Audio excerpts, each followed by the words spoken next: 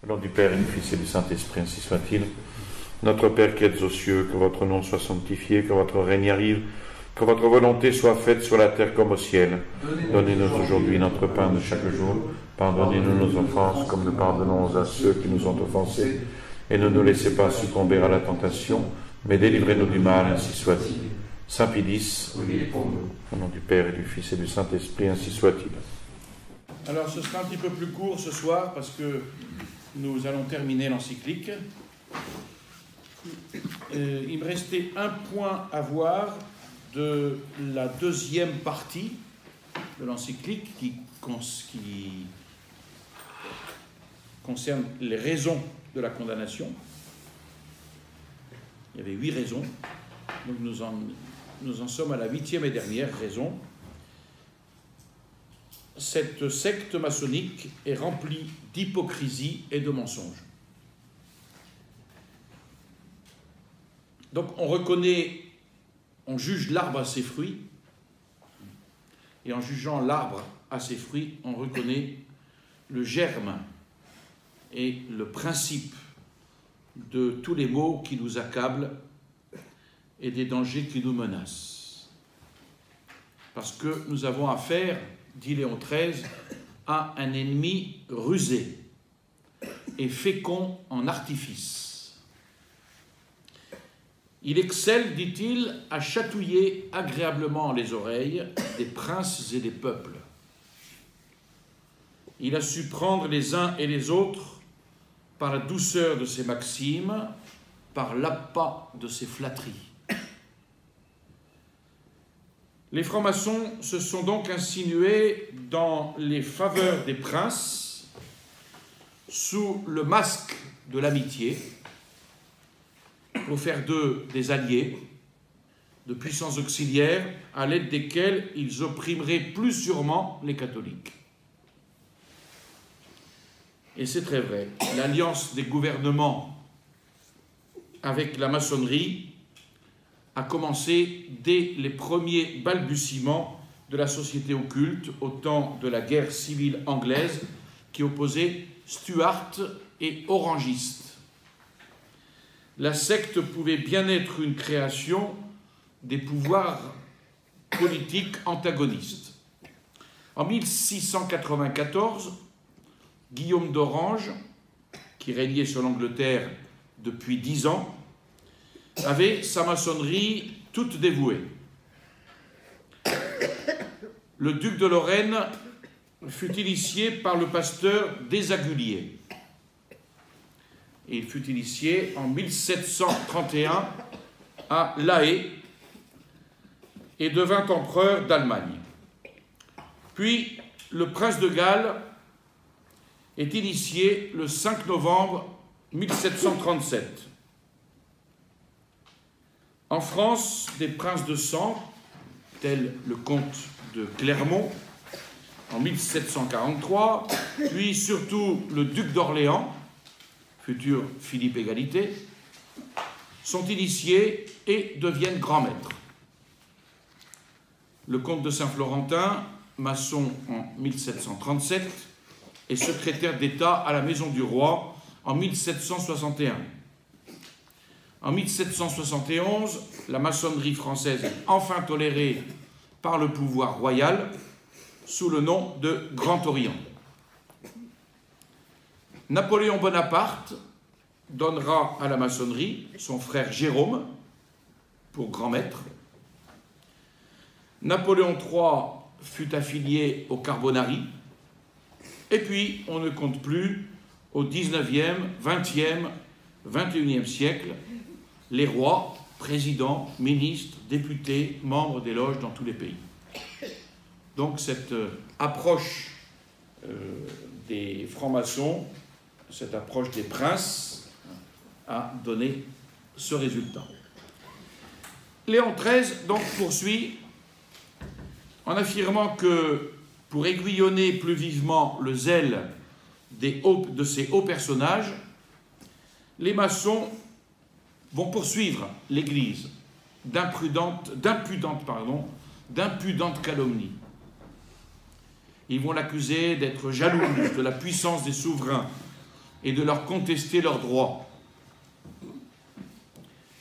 Et donc, assurés par cette politique de l'impunité de leur audace, c'est ainsi qu'ils vont commencer à jouir d'un grand crédit sur les gouvernements. Ils se tiennent d'ailleurs toujours prêts à ébranler les fondements des empires, à poursuivre, à chasser les princes, toutes les fois que ceux-ci paraissent user du pouvoir autrement que la secte ne l'exige.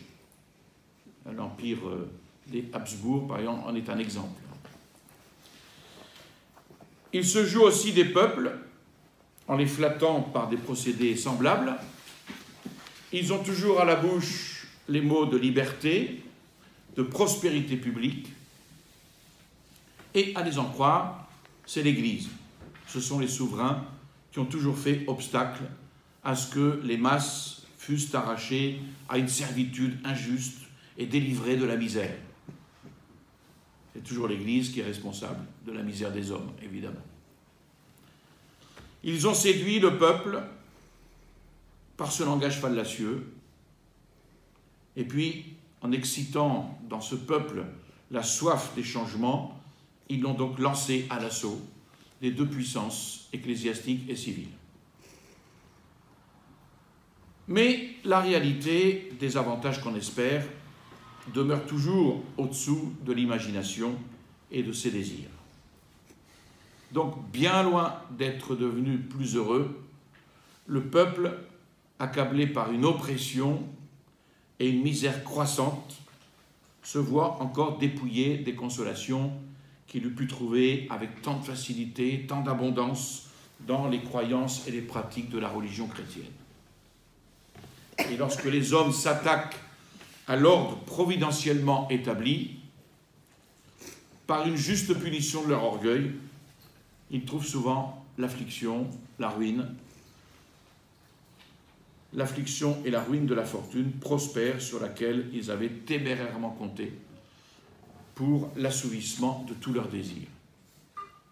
C'est ainsi, par exemple, dans la bulle Providas Romanorum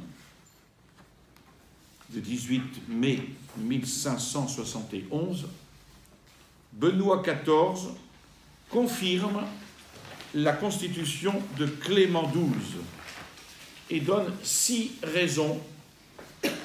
Là, ici, Léon XIII n'en parle pas, c'est en dehors de l'encyclique, mais il donne 6 raisons de la condamnation des maçons qui est à comparer avec celle de Léon XIII. Or, parmi les causes très graves, je cite, parmi les causes très graves de la susdite prohibition et condamnation exprimée dans la Constitution rapportée ci-dessus, la première raison, c'est que dans ces sortes de sociétés ou conventicules, il se réunit des hommes de toute religion, de toute secte, d'où on voit assez quel mal peut en résulter pour la pureté de la religion catholique. Donc, ce mélange de toutes les religions et de toutes les sectes.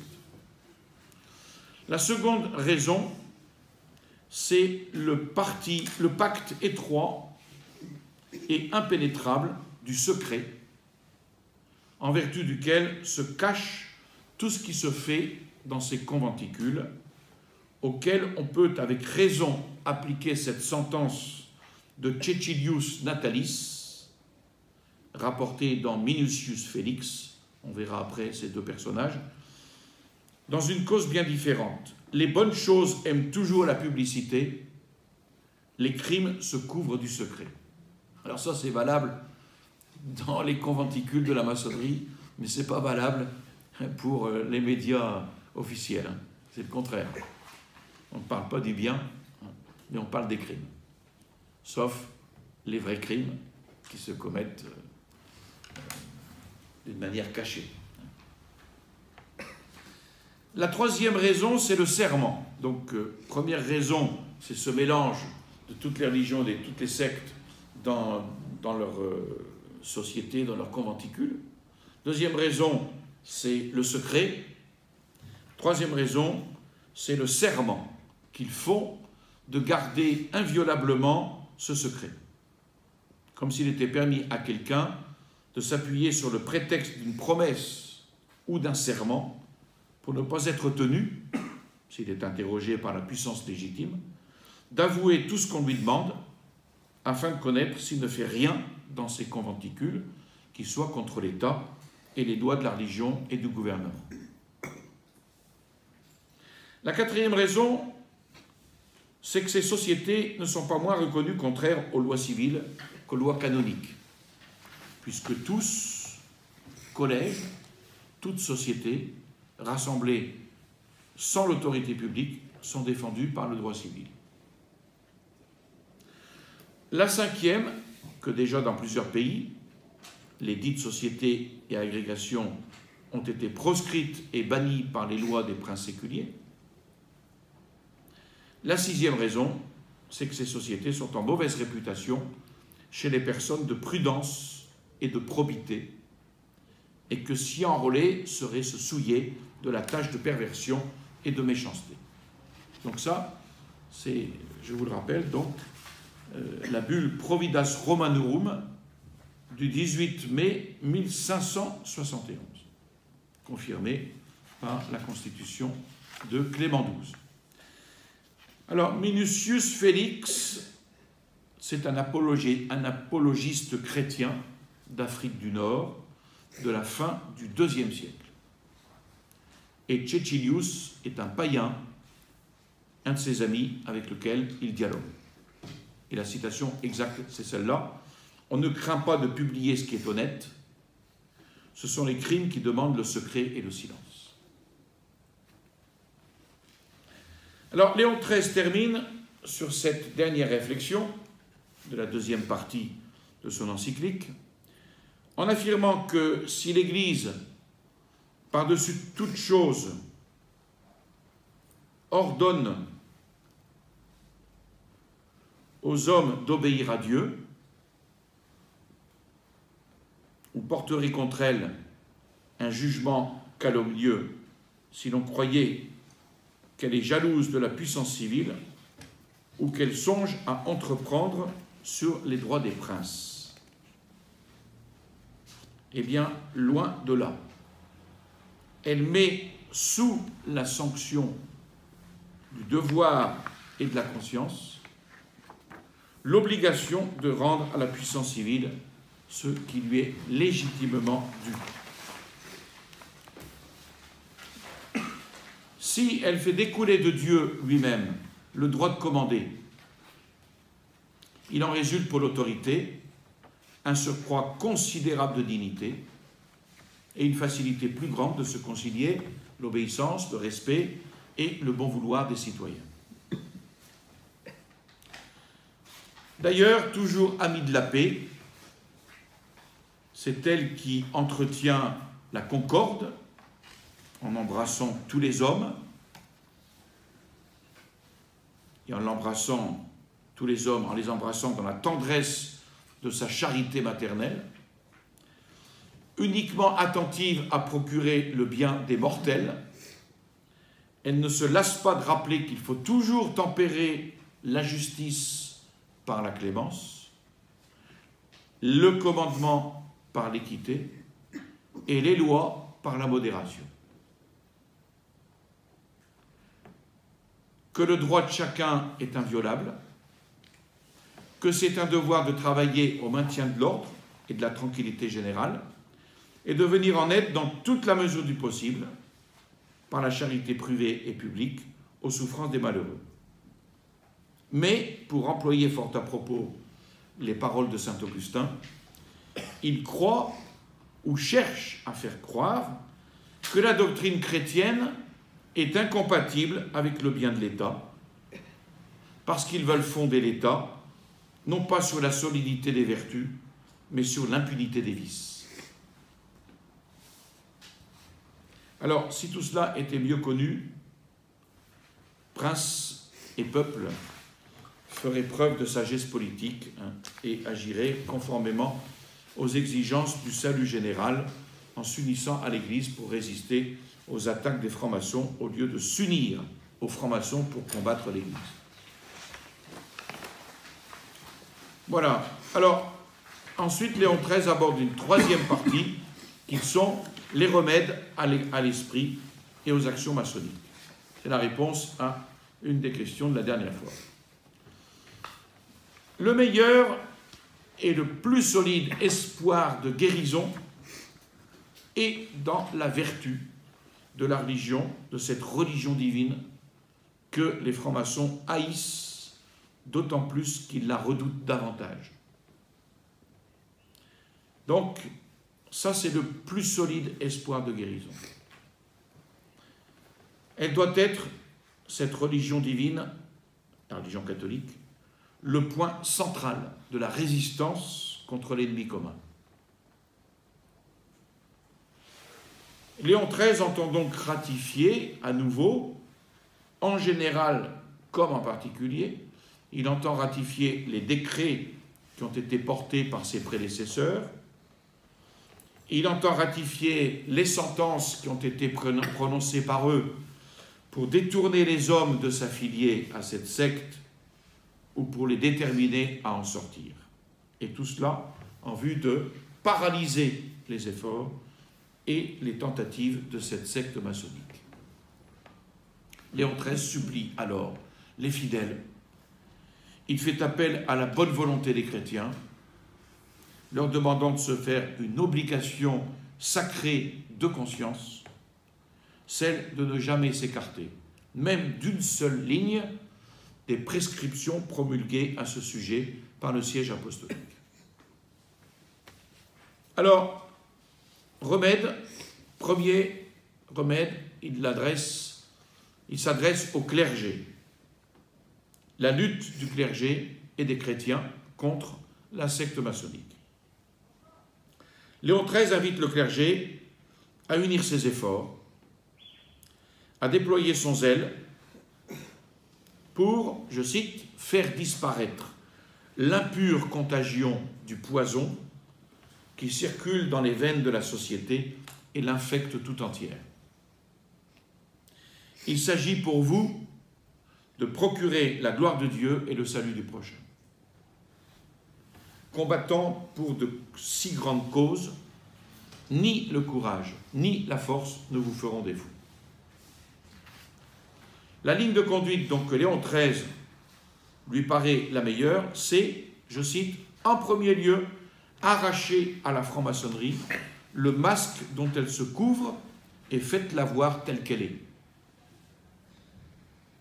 C'est pour ça qu'ils n'aiment pas, en général, qu'on parle d'eux publiquement, dans des discours ou autres. Léon XIII invite ensuite le clergé à instruire les peuples par les discours, par les lettres pastorales, à leur faire connaître les artifices employés par ces sectes pour séduire les hommes et les attirer dans leur rang, à leur montrer la perversité de leur doctrine et l'infamie de leurs actes, à leur rappeler qu'aucun catholique, s'il veut rester digne de ce nom et avoir de son salut le souci qu'il mérite, ne peut, sous aucun prétexte, s'affilier à la secte des francs-maçons. Que personne ne se laisse tromper par de fausses apparences d'honnêteté. Quelques personnes peuvent en effet croire que dans les projets des francs-maçons, il n'y a rien de formellement contraire à la sainteté de la religion et des mœurs. On entend ça souvent aujourd'hui. Ne vous inquiétez pas, il n'y a rien de contraire, on ne va pas vous persécuter dans nos loges, venez, on respecte toutes les religions, etc. Toutefois, le principe fondamental, qui est comme l'âme de la secte, étant condamné par la morale, il ne saurait être permis de se joindre à elle, ni de lui venir en aide d'aucune façon. Les termes sont clairs. Et Léon XIII invite ensuite à ce que par de fréquentes instructions et exhortations, les masses acquièrent la connaissance de la religion. Ça aussi c'est le problème, c'est qu'il y a un manque de connaissance de la religion. La maçonnerie, prolongeant son existence dans la société civile par ses idées naturalistes et rationalistes, la guérison ne peut venir en effet que de la vraie doctrine, dont l'Église est maîtresse. Et de fait, aujourd'hui, les sociétés civiles et ecclésiastiques sont devenues de vraies loges où les idées maçonniques sont non seulement reçues, mais prises pour des principes politiques et religieux qui vont guider les réflexions et les actions. Alors, Léon XIII conseille fortement au clergé d'exposer soit par écrit, soit de vive voix, dans des discours ad hoc, exposer les éléments des principes sacrés qui constituent la philosophie chrétienne. Évidemment, aujourd'hui, on en est très très loin. Afin de guérir, par une science de bonne aloi, les maladies intellectuelles des hommes et de les prémunir tout à la fois contre les formes multiples de l'erreur et contre les nombreuses séductions du vice. Surtout en un temps où la licence des écrits va de pair avec une insatiable avidité d'apprendre. D'où l'importance aussi de la formation du clergé et de son maintien dans la perfection de la discipline ecclésiastique, dans la science des saintes lettres, et aujourd'hui, il faudrait ajouter, dans la formation contre-révolutionnaire. Cela comprend aussi le concours des laïcs, leur dévouement intelligent. Concours du laïc qui unissent les bonnes mœurs à l'instruction, à l'amour de la religion et de la patrie. Il faut mettre en commun les forces de ces deux ordres et donner tous les soins à ce que les hommes connaissent à fond l'Église catholique et l'aiment de tout leur cœur. Et plus cette connaissance, plus cet amour grandiront dans les âmes, plus on prendra en dégoût les sociétés secrètes et plus on sera empressé d'en finir. Ça, c'est le premier remède, c'est-à-dire une vie chrétienne et une formation doctrinale qui va de pair avec une vie chrétienne. Deuxième remède, c'est le tiers ordre de Saint François. Léon XIII insiste ici sur une recommandation qu'il avait déjà faite en faveur de ce tiers ordre dans une encyclique pour le 7e centenaire de Saint François, le 17 septembre 1882. Et il insiste pour y mettre un grand zèle à le propager et à l'affermir. Tel qu'il a été établi par son auteur, Saint François, il consiste tout entier en ceci: attirer les hommes à l'amour de Jésus-Christ et à la pratique des vertus chrétiennes. Vous voyez qu'on rejoint le premier remède. Et ça sera toujours le plus grand remède à tous les maux. Et c'est pour ça que l'Église se trouve dans la situation dans laquelle elle se trouve aujourd'hui, parce que justement, il n'y a plus cette vie chrétienne. Tout est devenu relatif. Il peut donc rendre de grands services, ce tiers-ordre, pour aider à vaincre la contagion de ces sectes détestables. Le principal fruit attendu étant de conduire les âmes à la liberté, à la fraternité et à l'égalité juridique. Alors, il précise, attention, non pas selon l'absurde façon dont les francs-maçons entendent ces choses, liberté, égalité, fraternité, mais tel que Jésus-Christ a voulu enrichir le genre humain et que Saint François d'Assise a mis en pratique. Le 16 octobre 1917, le père franciscain conventuel Maximilien Kolb fonda la milice de l'Immaculée pour la conversion des francs-maçons. Il fut en effet témoin à Rome, où il séjournait pour ses études à l'époque. Il fut témoin des manifestations pour les 200 ans de la maçonnerie, 1717. Manifestation contre le pape et sur la place Saint-Pierre. Elle prétendait annoncer la destruction prochaine de l'Église catholique. À propos de liberté, Léon XIII l'entend évidemment, non pas dans le sens révolutionnaire, mais dans le sens de la liberté des enfants de Dieu, au nom de laquelle il refuse d'obéir à des maîtres iniques qui s'appellent Satan et les mauvaises passions. Quant à la fraternité, il l'entend de celle qui nous rattache à Dieu comme au Créateur et au Père de tous les hommes. Et quant à l'égalité, il l'entend comme celle qui, établie sur les fondements de la justice et de la charité, ne rêve pas de supprimer toute distinction entre les hommes,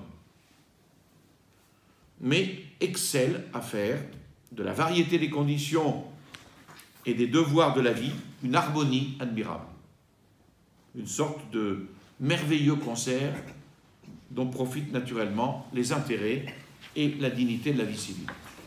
Donc on est loin, évidemment, là des notions maçonniques de liberté, égalité, fraternité. Le troisième remède, ce sont les corporations ouvrières.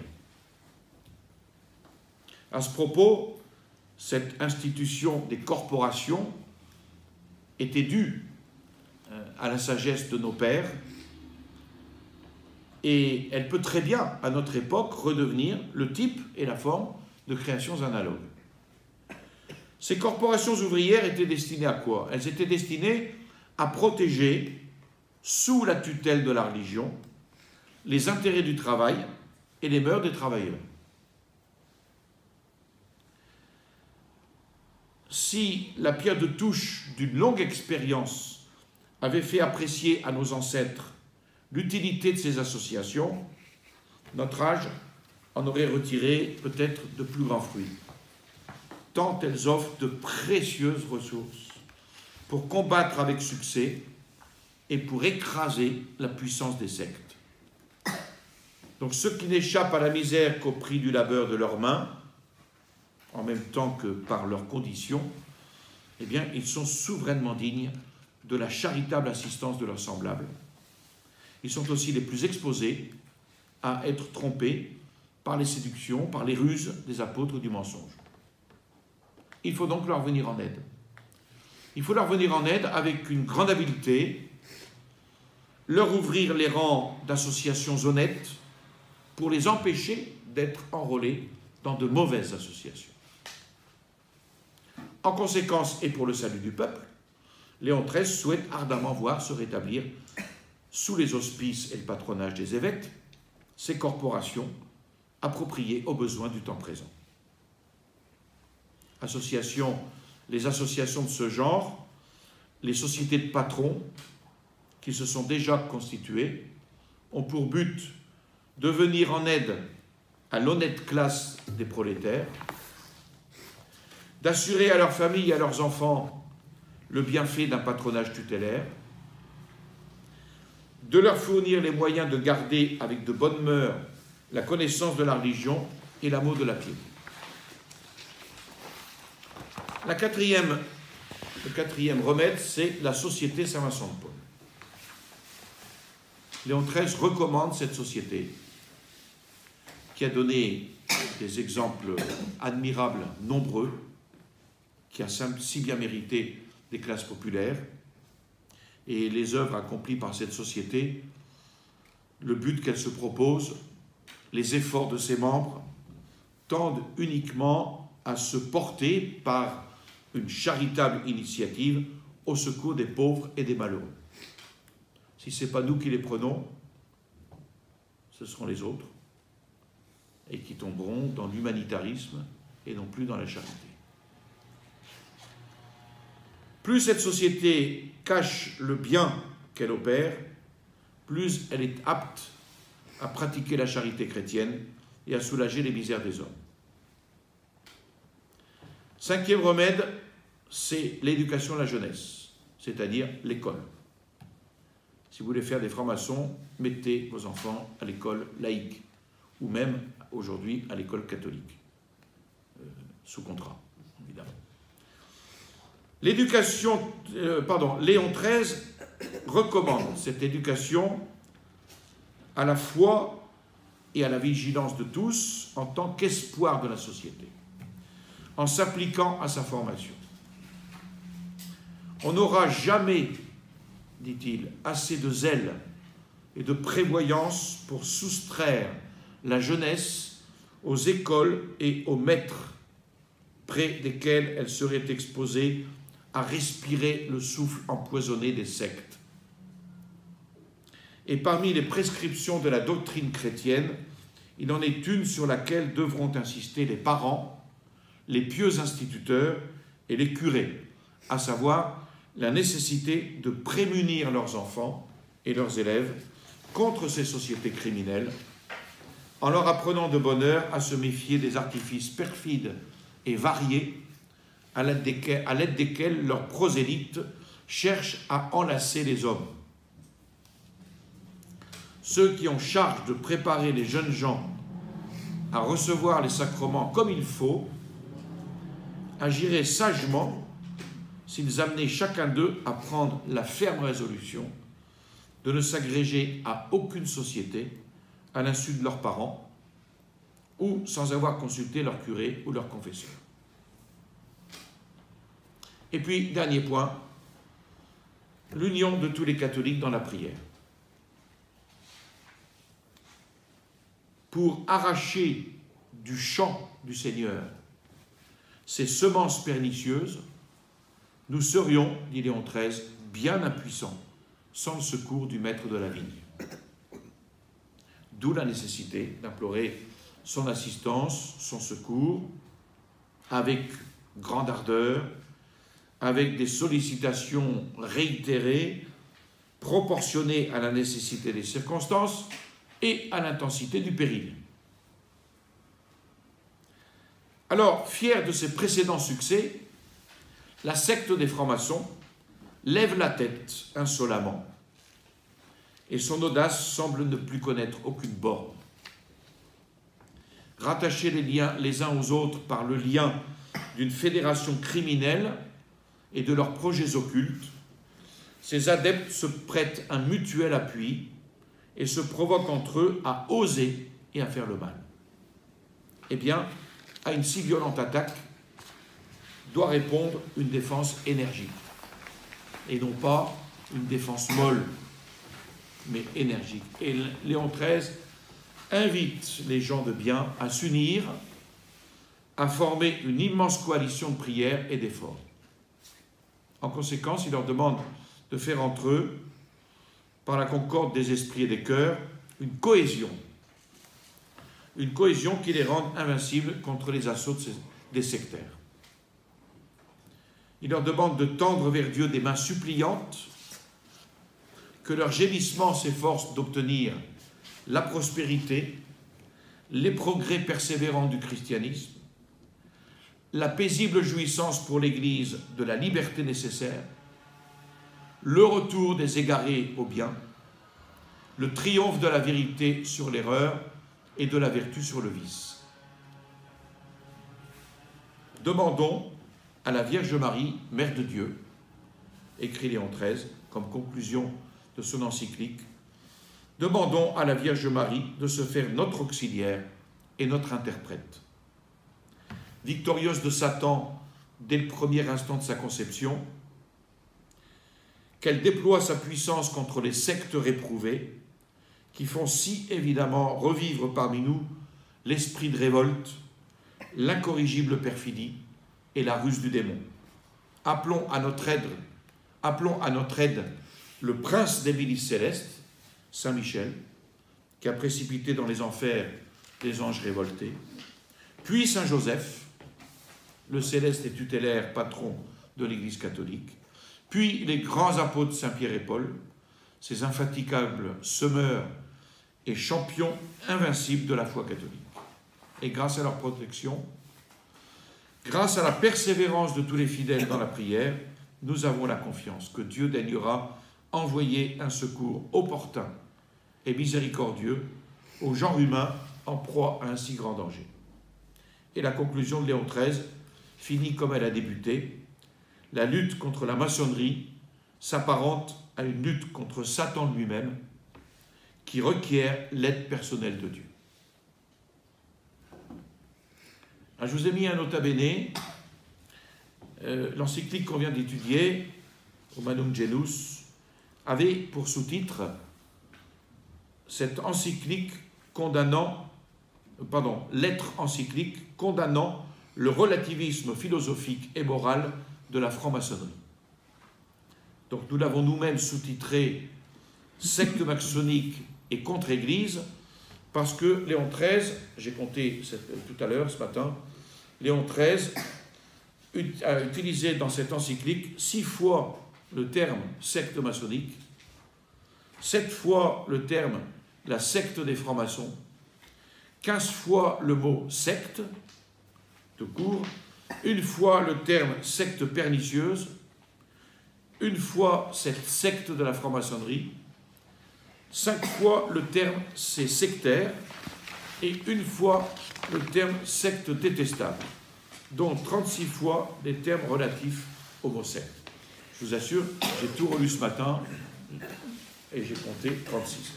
Vous pouvez peut-être vous amuser à compter, j'en ai peut-être oublié, vous me le direz la prochaine fois. Merci. Comment ? 33. Ah, j'y ai pensé. En mettant 36, c'était comme Monseigneur 23. Une fois, j'avais dit qu'il était plutôt Monseigneur 33 que 23.